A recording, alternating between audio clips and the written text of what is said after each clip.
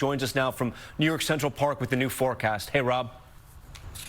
Hi, Tom. This next storm coming out of the Rockies not going to bring feet of snow. As we saw in that video, though, it does not take much to do damage on the roadways. Once again, Missouri's in the thick of it. Look at these advisories out that entire state, much of Iowa, much of Kansas as well, and then warnings are up for the Dakotas. Here comes the snow tomorrow morning south of Minneapolis, just west of Chicago, in through Madison, a good swath of a couple of inches, plowable snow through Detroit, Buffalo, Binghamton, Pittsburgh getting a mix, and by tomorrow night should be in Philly and New York City, and then by Monday morning, the eastern part of New England will see a plowable snow, anywhere from 2 to 4 inches there. Heftier amounts across the northern plains and a heftier storm coming for midweek. Tom? And we'll stay tracking the storm through the weekend. Rob, thank you. We want to turn to politics now in this headline on the 2020 presidential race. Political reporting, Senator Bernie Sanders has recorded a campaign video announcing he's jumping into the growing Democratic field. This would be Sanders' second run. No word yet on when or whether that video will be released.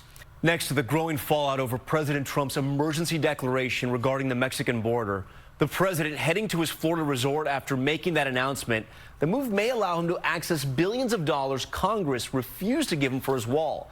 The action setting a wide-reaching legal showdown in motion. ABC White House correspondent Tara Palmieri with the latest from West Palm Beach. Tonight, President Trump facing growing backlash over his decision to declare a national emergency. Many lawmakers calling it a power grab. So I'm going to be signing a national emergency. Lawsuits piling up since the order was signed Friday. ACLU, Public Citizen, and the state of California suing the administration for an overreach of executive power. California is prepared to call this what this is, which is a theater of the absurd. California is prepared to continue to remind the American people this is a manufactured crisis. Some saying the president's own words undermine his argument. I didn't need to do this, but I'd rather do it much faster. After only getting a fraction of what he wanted, Trump rationalizing his decision to tap into nearly $6 billion in unappropriated funds from the Defense and Treasury Departments to bypass Congress and build the wall himself. Now claiming declaring a national emergency is within his authority. It gave the presidents the power. There's rarely been a problem.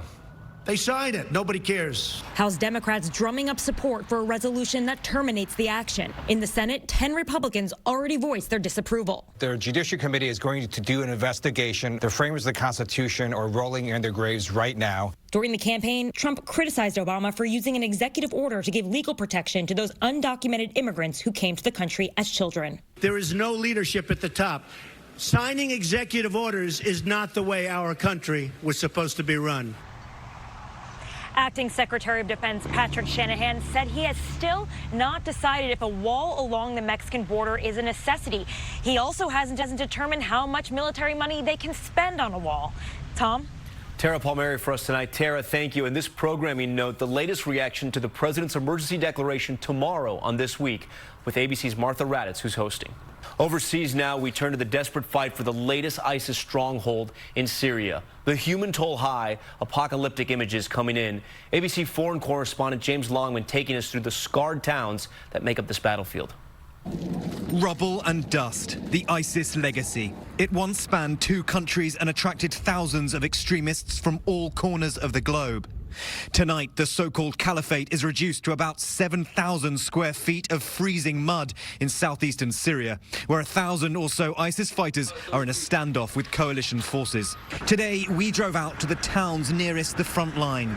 We saw why victory can't be called just yet. You can hear overhead now, that is the sound of aircraft approaching because they think that ISIS bikes are now on the horizon.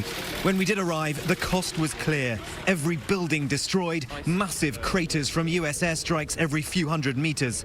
There's no life here. Over 15,000 coalition bombs were dropped on Syria during this anti-ISIS campaign, and you have to ask, have these places been liberated or eliminated? In the next town, life is creeping back. Families try to rebuild what they once had, but this will take years. ISIS may be gone, but not much else is left either. When US troops do go home, as President Trump has promised, the so-called caliphate will have been defeated. But large parts of this country have been so badly destroyed that the roots of extremism may easily take hold once again. Tom?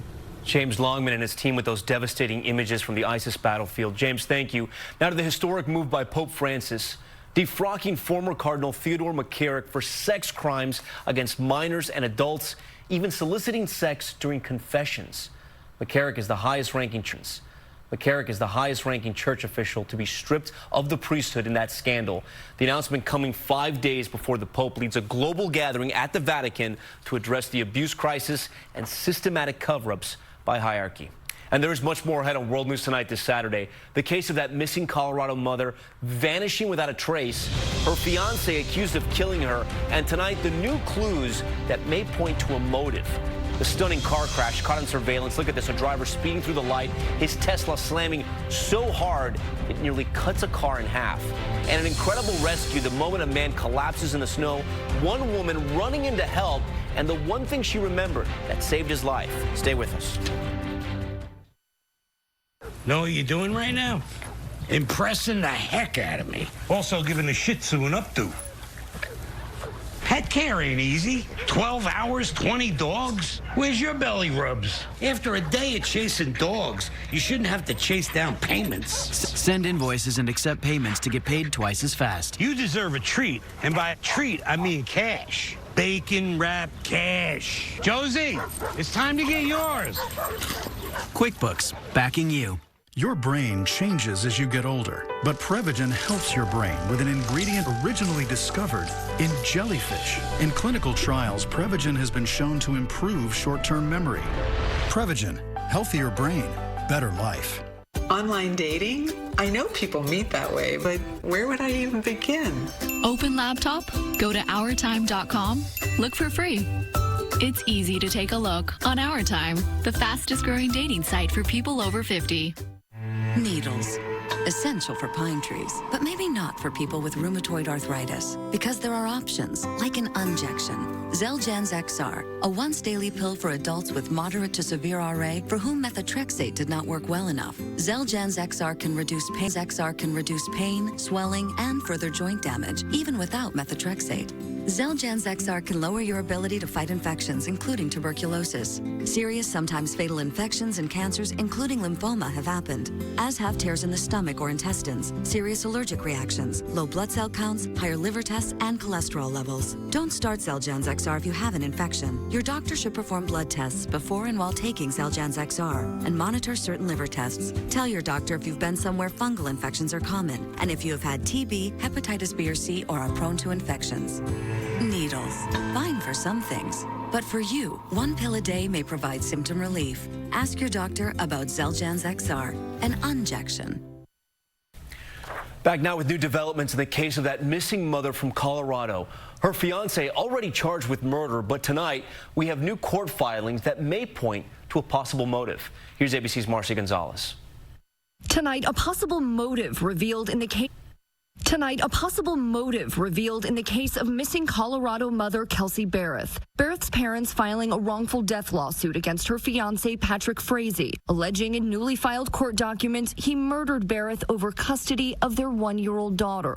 The complaint claims Frazee told Barrett's mother they broke up on Thanksgiving, the last day she was seen publicly shopping with her daughter Kaylee at this supermarket. The civil suit alleges Frazee later killed the 29-year-old because he wanted full custody of Kaylee and/or Kelsey to leave Kaylee with him, and Kelsey would not agree. Frazee's friend, Crystal Lee Kenny, admitting to disposing of Barrett's cell phone, which was found 3 days later, 700 miles away in Idaho.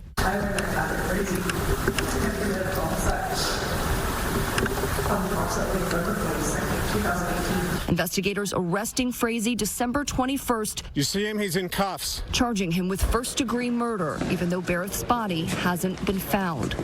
Frazee has not yet entered a plea. He's expected in court this week. Tom? Marcy Gonzalez first. Marcy, thank you. And when we come back, scary moments in the air for Jennifer Aniston and Courtney Cox, the Friends co-stars in a not-so-funny situation in the sky. We'll have more on their emergency landing. Stay with us.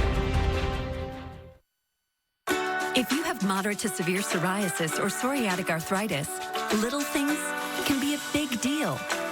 That's why there's Otezla. Otezla is not an injection or a cream. It's a pill that treats differently.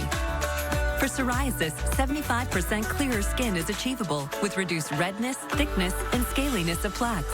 For psoriatic arthritis, Otezla is proven to reduce joint swelling, tenderness, and pain. And the Otezla prescribing information has no requirement for routine lab monitoring. Don't use if you're allergic to Otezla. It may cause severe diarrhea, nausea, or vomiting.